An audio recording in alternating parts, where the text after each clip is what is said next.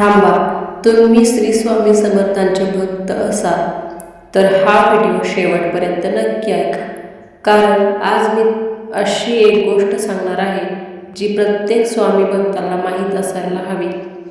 आपण अनेकदा स्वामींकडे आपल्या इच्छा, अडचणी आणि समस्या घेऊन जातो, पण कधी असा विचार केला आहे का की स्वामींना आपल्याकडून नेमकं काय अपेक्षा आहे?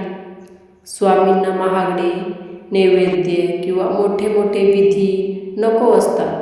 त्यांना हवे असते एक स्वच्छ मन, प्रामाणिक श्रद्धा आणि चांगले कर्म. रोज सकाळी उठल्यावर फक्त 2 मिनिट शांत बसा आणि मनापासून श्री स्वामी समर्थ या मंत्राचा जप करा. या काही मिनिटांमुळे मन शांत होते आणि दिवसाची सुरुवात सकारात्मकतेने होते.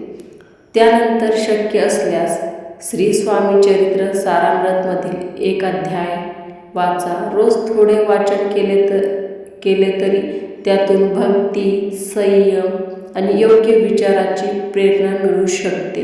पण लक्षात ठेवा, फक्त पुस्तक वाचणे म्हणजेच सेवा नाही.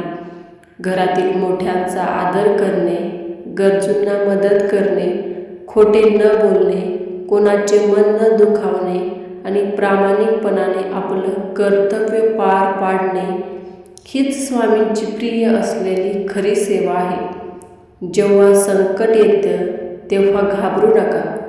श्रद्धा आणि धैर्याने पुढे चला.